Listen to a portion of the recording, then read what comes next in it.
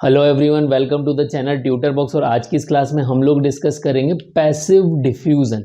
इससे पहले हम ऑलरेडी सेल चैप्टर के काफ़ी सारे लेक्चर पढ़ चुके हैं और उनमें हमने सेल का ओवरव्यू देखा, प्लाज्मा मेम्ब्रेन के बारे में डिस्कशन किया। उसके अलावा मेम्ब्रेन परमिएबिलिटी और transport across the cell membrane को भी हम डिस्कस कर चुके हैं। और इससे पहले वाली क्लास में हमने एक थोड़ा सा ओवरव्यू देखा था, क्लासिफिकेशन ऑफ डिफ्यूजन। ओके, जो पैसिव डिफ्यूजन और एक्टिव डिफ्यूजन का जो क्लासिफिकेशन था वो हमने डिस्कस किया था। यहाँ पर पर्टिकुलरली इस लेक्चर में हम क्या क्या डिस्कस करने वाले हैं, फैसिलिटेटेड डिफ्यूजन क्या है और फैसिलिटेटेड डिफ्यूजन के दोनों टाइप हैं, करियर मीडिएट और चैनल मीडिएट, वो किस तरह से फंक्शन करते हैं। अब हम मूव करते हैं करियर मीडिएटेड ट्रांसपोर्ट में। तो करियर मीडिएटेड ट्रांसपोर्ट में क्या होगा, देखिए करियर मीडिएटेड भी सेम वही चीज है, ये भी पैसिव प्रोसेस है और ट्रांस मेम्ब्रेन प्रोटीन की हेल्प के थ्रू हो रहा है।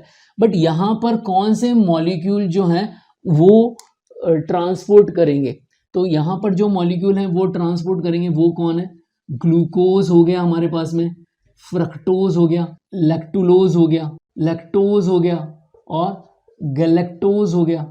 तो इस तरह के जो आयंस हैं वो करियर मीडिएटेड के थ्रू ट्रांसपोर्ट करेंगे। जबकि चैनल मीडिएटेड में कौन हो गया, आयंस हो गए पर्टिकुलरली, जैसे कि potassium ion, chloride ion, sodium ion, calcium ion. तो ये जो आयन है ये चैनल मीडिएटेड के थ्रू ट्रांसपोर्ट करते हैं। करियर मीडिएटेड में क्या होता है, यहाँ पर हमारा जो ट्रांस मेम्ब्रेन प्रोटीन होता है वो करियर की हेल्प ले, ठीक है ना। तो यहाँ पर क्या होगा, जैसे सपोज करिए ये हमारा जो मैंने ग्रीन कलर में बनाया है ये हमारे पास में क्या है, carrier mediated transmembrane protein है। These are what, carrier mediated transmembrane protein. Okay, तो यहाँ पर क्या होगा, ट्रांसपोर्ट जो होगा वो भी किस तरह से होगा, as per their concentration gradient, means higher concentration to lower concentration side में। ओके, तो जो ट्रांसपोर्ट होगा वो किस तरह से होगा, हाई टू लो कंसंट्रेशन की साइड में होगा, means as per their concentration gradient होगा। अब यहाँ पर जो कंपाउंड का मूवमेंट होता है वो क्या करता है, जैसे सपोज करिए ग्लूकोज हमने लिया, तो ग्लूकोज के लिए हमारे पास में क्या होगा, ग्लूट ट्रांसपोर्टर होता है। क्या होता है, this one is a GLUT transporter, this one is what, a GLUT transporter. तो यहाँ पर क्या हुआ, these are what, glucose ion, ये क्या है हमारे पास में, ग्लूकोज है। ओके, तो glucose will bind with the career transporter protein, तो ग्लूकोज यहाँ पर बाइंड हो गया। अब आफ्टर सम टाइम ये इसकी स्ट्रक्चर में कन्फर्मेशनल चेंज आएंगे। So after conformation change in GLUT transporter, structure में कन्फर्मेशनल चेंज होंगे और कन्फर्मेशन चेंज होते देखिए यहाँ पर स्ट्रक्चर इस तरह से थी, अब ये स्ट्रक्चर जो है जस्ट अपोजिट हो गई। तो यहाँ पर ये जो है आपका इस तरह आ जाएगा और ये अब अगर ये स्ट्रक्चर ने चेंज कर लिया तो ये इस तरह से मूव हो गया, जस्ट अपोजिट डायरेक्शन में हो गया और यहाँ आकर इसने इनसाइड में आपका जो है मॉलिक्यूल को रिलीज कर दिया। Clear everyone.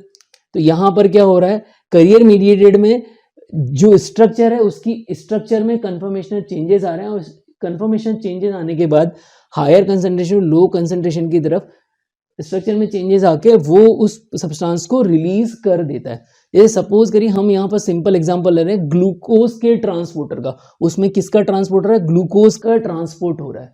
तो यहाँ पर क्या होगा कि ग्लूकोज का ट्रांसपोर्ट ग्लूट ट्रांसपोर्टर के थ्रू हो रहा है। तो सिंपल एक एग्जांपल मैं आप लोगों को देता हूँ, जैसे कि इंसुलिन है, तो इंसुलिन क्या करता है, इंसुलिन इज अ हार्मोन और वो क्या करता है, ग्लूकोज का एब्जॉर्प्शन बढ़ाता है। तो ग्लूकोज का एब्जॉर्प्शन कब बढ़ेगा, इंसुलिन पर्टिकुलरली क्या करता है, insulin number of GLUT transporter को इंक्रीज कर देता है। तो अगर ग्लूट ट्रांसपोर्टर इंक्रीज होंगे तो ग्लूकोज को ज्यादा पिक करेंगे और ज्यादा ग्लूकोज एब्जॉर्ब होगा। ओके, बट डायबिटिक कंडीशन में क्या हो जाता है, इंसुलिन की प्रेजेंस में भी ग्लूट ट्रांसपोर्टर का नंबर इंक्रीज नहीं होता या फिर ग्लूट ट्रांसपोर्टर इनएक्टिव हो जाते हैं, तो वो ग्लूकोज को ट्रांसपोर्ट नहीं करते हैं सेल के अंदर। तो ये दो चीजें होते हैं डायबिटिक कंडीशन के अंदर। क्लियर। तो अब पर्टिकुलरली करियर मीडिएटेड में कब ग्लूकोज या कोई भी जो मॉलिक्यूल है उसको कब ट्रांसपोर्ट, जो ईसीएफ से आईसीएफ या आईसीएफ टू ईसीएफ कब ट्रांसपोर्ट होगा, जबकि वो ट्रांसपोर्ट मैक्सिमम पर पहुंचेगा। देखिए एक टर्म है ट्रांसपोर्ट मैक्सिमम। अब देखिए ट्रांसपोर्ट मैक्सिमम क्या होता है, जैसे मैं आपको सिंपल सा एग्जांपल देता हूं, यहाँ जो प्लाज्मा मेम्ब्रेन है उस पे हमारे पास में ये ग्लू ट्रांसपोर्टर है, तो जितने भी ग्लू ट्रांसपोर्टर हैं, अगर सभी पर ग्लूकोज बाइंड कर जाए, सभी करियर प्रोटीन पर, ग्लू ट्रांसपोर्टर प्रोटीन पर अगर ग्लूकोज बाइंड कर जाए, तो वो कंडीशन क्या कहलाएगी? Transport maximum. अब देखिए उस कंडीशन के अंदर अगर हम ग्लूकोज की कंसंट्रेशन बढ़ा भी दें तो भी ग्लूकोज करियर ग्लूट ट्रांसपोर्टर पर बाइंड नहीं हो पाएगा। क्यों? क्योंकि उस कंडीशन में क्या आ जाएगा? सैचुरेशन आ जाएगा। उस कंडीशन में क्या आ जाएगा? सैचुरेशन। क्यों? क्योंकि सारे ग्लूट ट्रांसपोर्टर प्रोटीन पर तो ग्लूकोज ऑलरेडी बाइंड है। अब आप कंसंट्रेशन भी बढ़ाओगे तो भी एक्सेस अमाउंट का जो ग्लूकोज है वो TCF टू ICF नहीं जा पाएगा, क्योंकि यहां पर क्या हो गया? ट्रांसपोर्ट मैक्सिमम हम रीच कर चुके हैं। इसका मतलब ये हो गया कि करियर मीडिएटेड कंडीशन के अंदर क्या हो जाता है? सैचुरेशन अचीव हो जाता है। सिंपल सा एग्जांपल है, हमारे पास में कोई स्पंज है, स्पंज को आपने पानी में पूरा गीला कर लिया, जब वो पूरा गीला हो चुकी है, उसने जितना पानी लेना था उतना ले लिया है, ओके।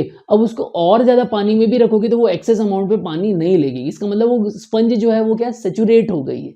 तो इसीलिए यहां पर भी क्या होता है? करियर मीडिएटेड प्रोटीन में जितने भी हमारे पास में करियर मीडिएटेड प्रोटीन है, अगर वो ऑक्यूपाइड हो गए, जितने भी करियर मीडिएटेड प्रोटीन अगर ऑक्यूपाइड हो गए, तो हाईएस्ट नंबर जितना होना, जितने भी करियर प्रोटीन थे अगर सारे के सारे ऑक्यूपाइड हो जाएंगे, that condition is known as a transport maximum.